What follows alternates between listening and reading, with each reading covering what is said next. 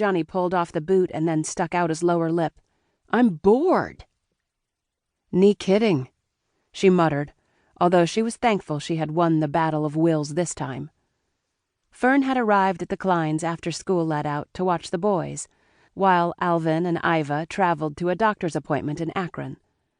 Fern didn't normally babysit for them, but when Iva mentioned she needed a sitter at lunch after church last Sunday, Fern volunteered. She'd thought it odd that no one else at the table offered. Then again, she'd forgotten what a handful Johnny was. He wasn't a bad kid, but he did have a short attention span, and she was finding out a stubborn streak. But she was glad she'd agreed to babysit. Because Alvin went with Iva to her appointment, Fern thought she might be pregnant with their third child. If she was, the two of them would definitely have their hands full, if they didn't already. "Fern?" Leroy tugged at the sleeve of her navy blue sweater. "Is Johnny in trouble?" Nee.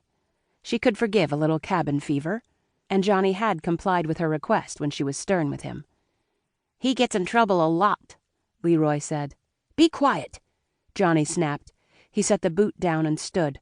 "Why can't we go outside?" "Because I can barely keep my eye on you two inside."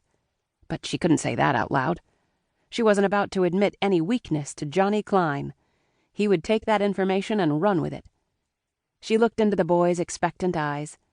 "We can't go outside because I have a cold, and it's not good to be outside in the cold when you have a cold." God forgive me for fibbing, but a fib was easier than telling the children that her rheumatoid arthritis was acting up. They wouldn't believe her anyway. More than once she'd heard, "Isn't that an old person's disease?" It wasn't always, but right now she felt like she was 84 instead of 24. "You don't sound like you have a cold." Johnny pinched his nose. "You should sound like this." "Yeah," Leroy said, imitating his brother as he often did. "Like this." Fern herded the boys from the chilly mudroom into the kitchen. "How about some hot chocolate and a cookie? Then I'll read you a story." "I guess," Johnny said. The boys plopped into chairs next to each other and then watched Fern make the hot chocolate, which was more like lukewarm chocolate so they wouldn't burn their tongues.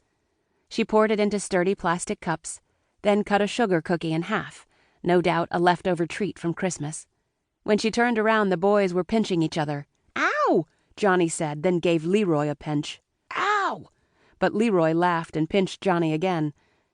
Fern had seen this game before. It was all fun until someone pinched too hard. She hurriedly put the cocoa and cookie halves in front of the boys.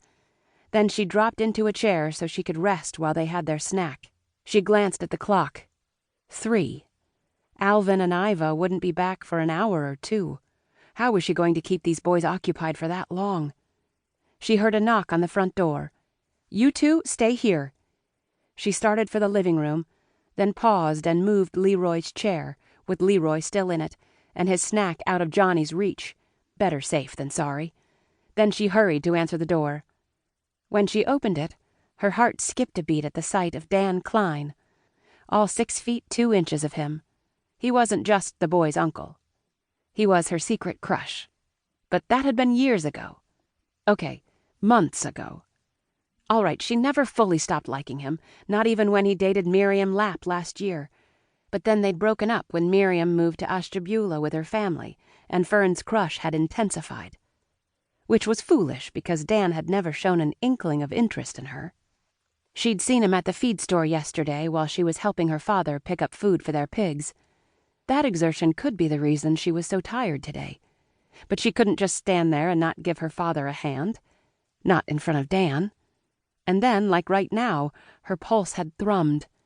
That wasn't good at all. "Hi," he said, taking off his woolen cap and shaking the snow from it. His striking eyes, childishly cute on Johnny, but mesmerizing on Dan, met hers. "I didn't know you were here."